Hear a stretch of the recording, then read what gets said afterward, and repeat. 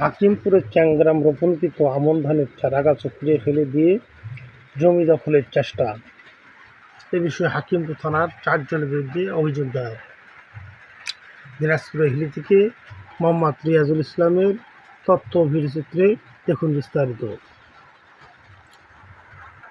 দিনাজপুরের হাকিমপুর উপজেলার ছোট চ্যাংগ্রাম রবিউল ইসলামের 18 শতাংশ জমির আমন ধানের চারাগাছ উপড়িয়ে ফেলে দিয়ে দখলের চেষ্টা করে চাকরি করেন ভূমিদস্যু কবির হোসেন, তৈবুর রহমান ও মোহাম্মদ ওয়াহিদুল ইসলাম।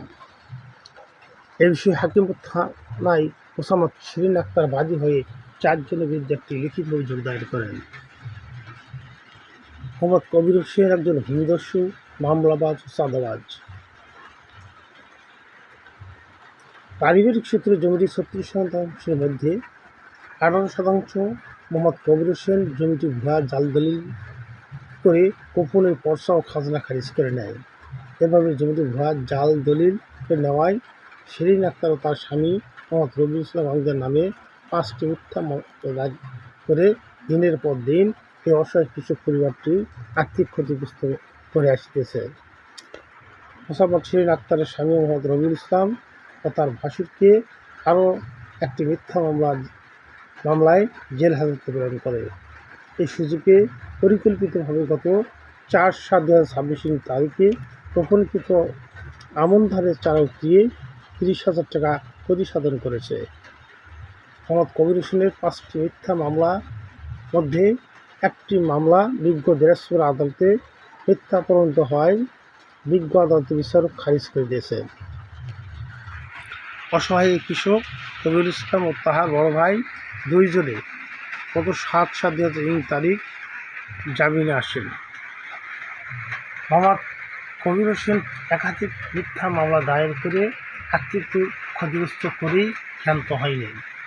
সে আরও বলে বেড়াচ্ছে আরও তাদের নামে মিথ্যা মামলা দায়ের করে আর্থিক ক্ষতিগ্রস্ত করাবে এবং 1 লাখ টাকা খরচ হলেও সন্ত্রাসী দ্বারা রবিউল ইসলাম ও তার পরিবারের যে কোনো ব্যক্তিকে হত্যা করে ভারতীয় লাশ গুম করবে এবং বিভিন্ন প্রকার ভয়ভীতি প্রদর্শন করে। রোপণকৃত আমন ধানের চারা উপড়িয়ে ফেলে দিয়ে 30,000 টাকা ক্ষতি সাধন করায়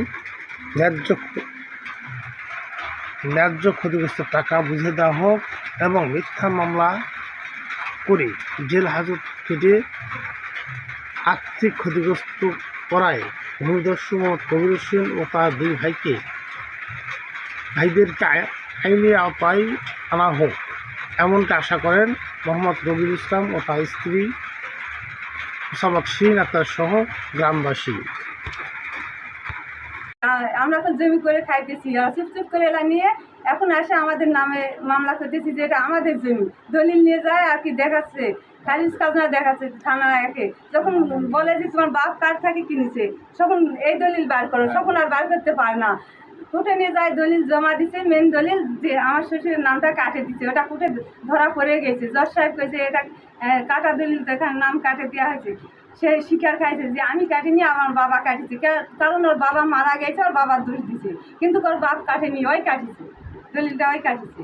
কাটে এইভাবে আমাদের নামে আমাদের বাড়ির সবাই নামে 4-5টা মামলা, মিথ্যা মামলা করেছে করে আমার স্বামীকে আমার ভাসিরও জেলখানায় পাঠে এই সুযোগে তারা জমিটা আমাদের জমি উকড়ে দিছে। আমার নামে 4-5টা মামলা মিথ্যা আছে। আমার বাপের দলিলে 2 জনের নাম আসলো, নাম মিশে দিয়ে এমন মুজাফফরের নামে এককভাবে দলিল করে কেস করেছে। আঁকাও 4-5টা মামলা করেছে, জমি আমরা আবাদ করে খাই, আমাদের ধান চুরি করেছে আর মিথ্যা মামলা দেছে। এইভাবে করতে করতে আমরা দিন খাওয়া, আমাদের সংসারের খুব ক্ষতি আসে যাচ্ছে, আমরা আর কুলাতে পারছি না।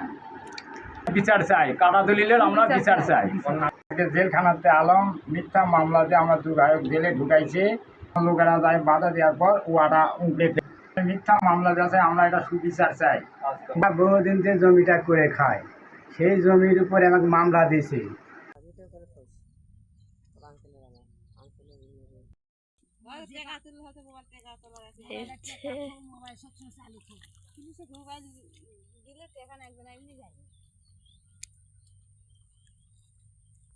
আমার যতদিন থেকে আমার বয়স, আমি যতদূর জানি জমিটা এদের, এরা আবাদ সবাদ করে, সব কিছু করে, লাগানো জমিটা উঠে দিয়ে ফেলা যায়।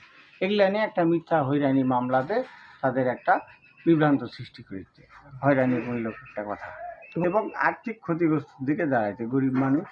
আমরা যতদূর জানি যে জমি প্রাপ্য মালিক ইনারাই।